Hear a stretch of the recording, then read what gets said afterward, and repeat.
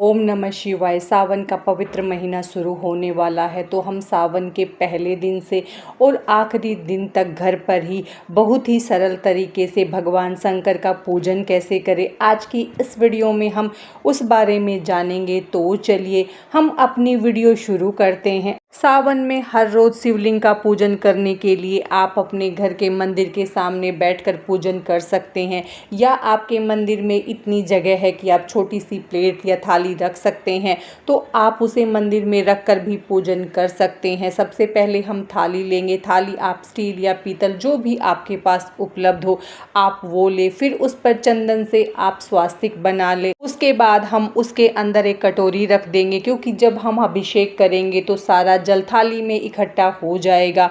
उसके बाद हम कटोरी पर एक बेलपत्र रखेंगे। बेलपत्र का आप पीछे वाला भाग तोड़ दें। बेलपत्र रखने के बाद हम इस पर शिवलिंग रखेंगे। अगर आपके पास शिवलिंग है तो आप शिवलिंग रख सकते हैं। भगवान शिव की अगर आपके पास कोई भी मूर्ति है तो आप वो भी रख सकते हैं। अगर आपके पास शिवलिंग नहीं है तो आप सावन में अपने घर में शिवलिंग स्थापित कर सकते हैं। हर रोज आप पार्थिव शिवलिंग बनाकर भी पूजन कर सकते हैं। एक बात का ध्यान आप जरूर रखें कि आप शिवलिंग का जब भी पूजन करें तो शिवलिंग की जल लहरी उत्तर दिशा की तरफ होनी चाहिए। फिर अक्षत का आसन देकर हम घी का एक दीपक जला देंगे। आप पूजा शुरू करने से पहले दीपक जरूर जला लें, क्योंकि दीपक हमारी पूजा का साक्षी होता है। उसके बाद सबसे पहले हम गंगा जल मिले हुए जल से भगवान का अभिषेक करेंगे। अभिषेक करते समय आप ओम नमः शिवाय मंत्र का जप करते रहें। फिर हम भगवान का दूध से या पंचामृत से अभिषेक करेंगे। शिवलिंग का अभिषेक करने के लिए आप हमेशा कच्चे दूध का इस्तेमाल करें। उबला हुआ दूध आप इस्तेमाल में ना लाएं। उसके बाद हम फिर से शुद्ध जल से भगवान का अभिषेक करेंगे। इस तरह से हम 3 बार भगवान का अभिषेक करेंगे।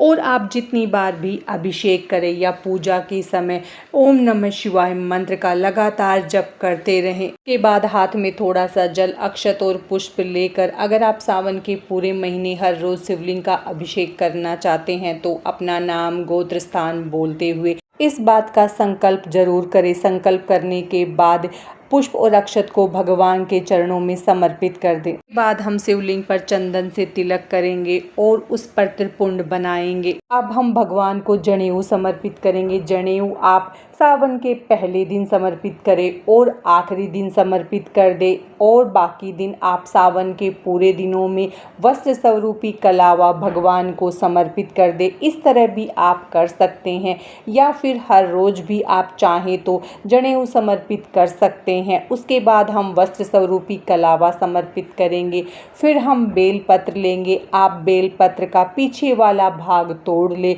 उसके बाद उस पर चंदन से तिलक करें और फिर आप भगवान को समर्पित करें। आप चाहें तो बेलपत्र पर राम नाम लिखकर भी भगवान को समर्पित कर सकते हैं, और बेलपत्र आप हमेशा चिकनी तरफ से ही शिवलिंग पर समर्पित करें। बेलपत्र हर रोज आप एक भी कर सकते हैं, या इससे ज़्यादा भी बेलपत्र आप समर्पित कर सकते हैं। अगर आपको ज़्यादा बेलपत्र नहीं मिलते हैं तो आप बेलपत्र को धोकर दोबारा इस्तेमाल कर सकते हैं, क्योंकि बेलपत्र 6 महीने तक बासी नहीं माना जाता। अब आपके पास जो भी पुष्प है आप वो समर्पित करें। उसके बाद हम धतूरे के पत्ते, धतूरे का फल और धतूरे का फूल समर्पित करेंगे। अगर हर रोज आपको धतूरे के पत्ते मिल जाते हैं तो आप समर्पित कर सकते हैं, नहीं तो जितना मिलता है उतना आप समर्पित कर सकते हैं। उसके बाद हम कोई भी ऋतु फल समर्पित करेंगे और फिर हम अक्षत समर्पित करेंगे। आप चाहें तो हर रोज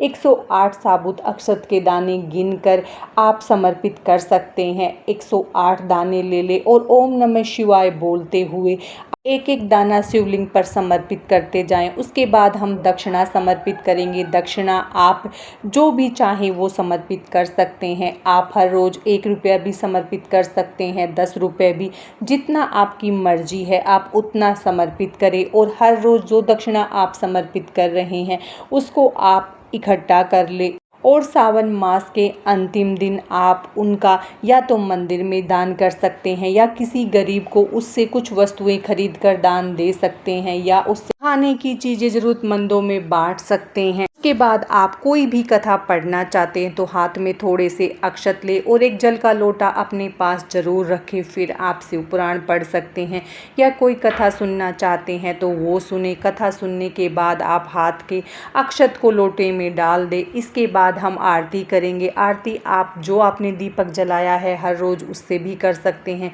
या आप कपूर से भी आरती कर सकते हैं। फिर हाथ जोड़कर भगवान से पूजा में हुई गलतियों के लिए क्षमा याचना करेंगे और फिर हम जल को 3 बार घुमा देंगे। इस तरह से हम हर रोज़ सावन में पूजन करेंगे और जब हमारा दीपक शांत हो जाएगा उसके बाद हम, अगर आपने मंदिर में ही शिवलिंग को रखा है तो आप उसे साफ करके अपने शिवलिंग में विराजित कर ले और फिर जो हमने पुष्प और पत्ते अर्पित किए हैं उनका हम भूमि विसर्जन कर देंगे और जनेऊ और कलावे को आप एक जगह इकट्ठा कर ले। जनेऊ आप किसी को भी दे सकते हैं और कलावा हमारा कच्चे सूत का होता है तो उसे भी हम भूमि विसर्जन कर देंगे। जल को हम किसी भी पौधे में डाल देंगे। इस तरह से हम बहुत ही सरल तरीके से घर पर ही हर रोज़ सावन में भगवान का अभिषेक कर सकते हैं। अगर आपके पास मंदिर जाने का समय नहीं है तो आप घर पर ही बहुत आसानी से भगवान का हर रोज़ अभिषेक कर सकते हैं। आपके पास शिवलिंग नहीं है तो भी आप मिट्टी का शिवलिंग बनाकर उसका पूजन कर सकते हैं और जो भी आपने दान दक्षिणा अर्पित की है उसे आप इकट्ठा करते जाएं और आखिरी दिन इसे मंदिर में दे के आ सकते हैं या आप इन पैसों से कुछ वस्तुएं खरीद कर किसी को भी वो वस्तुएं दान दे सकते हैं। आज की इस वीडियो में बस इतना ही। भगवान शंकर की कृपा आप सब पर सदा बनी रहे। राधे राधे।